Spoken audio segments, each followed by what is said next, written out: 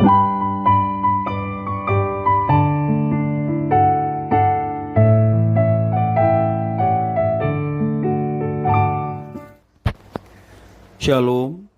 devosi Ayub pasal 2.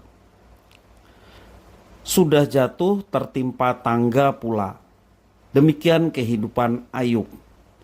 Bukannya membaik, hidupnya malah makin memburuk.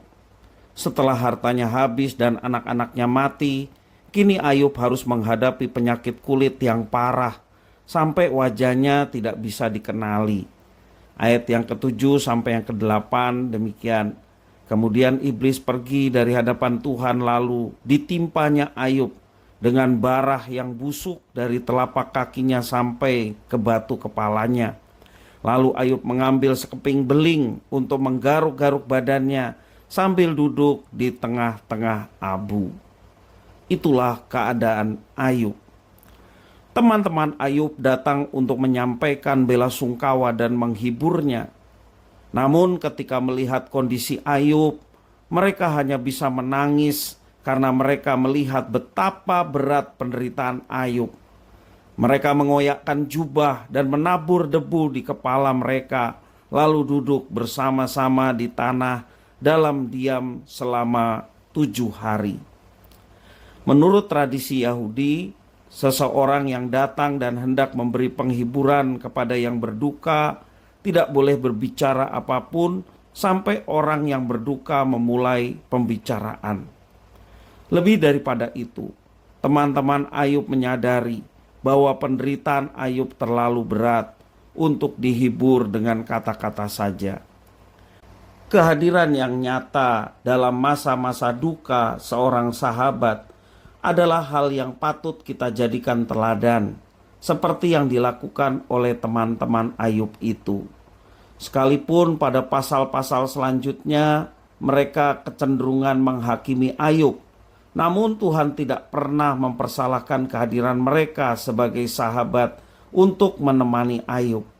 Artinya, kehadiran sahabat-sahabat Ayub dalam penderitaan dan masa duka Ayub adalah hal yang benar yang seharusnya dilakukan oleh setiap orang-orang yang mengenal Allah dan mengasihi sesamanya. Bagaimana dengan umat Tuhan yang hidup di masa sekarang ini?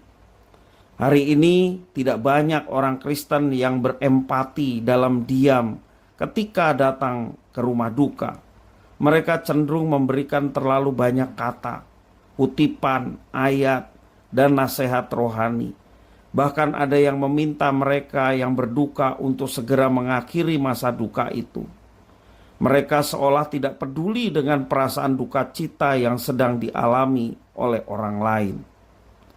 Melalui devosi firman Tuhan hari ini, mari kita belajar untuk menjadi sahabat yang penuh kasih bagi mereka saudara kita yang sedang berduka, atau mereka yang sedang terluka dalam hidup mereka.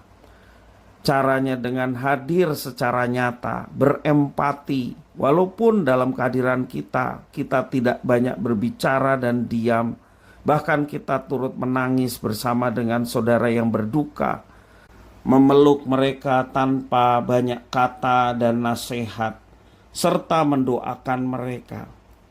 Mari kita bersama belajar untuk menjadi orang-orang yang penuh perhatian terhadap sesama kita, memberikan penghiburan dan menguatkan mereka yang sedang berduka atau yang sedang terluka dengan cara yang tepat. Kehadiran kita untuk menemani, untuk menyatakan empati tidak akan pernah menjadi sia-sia. Mungkin kita tidak banyak berkata-kata, tetapi dengan kehadiran itu sendiri merupakan perkataan yang jelas yang boleh diwujud nyatakan sebagai empati dan perhatian kita kepada mereka. Kiranya semuanya ini boleh kita terapkan dalam kehidupan kita setiap hari. Tuhan Yesus memberkati.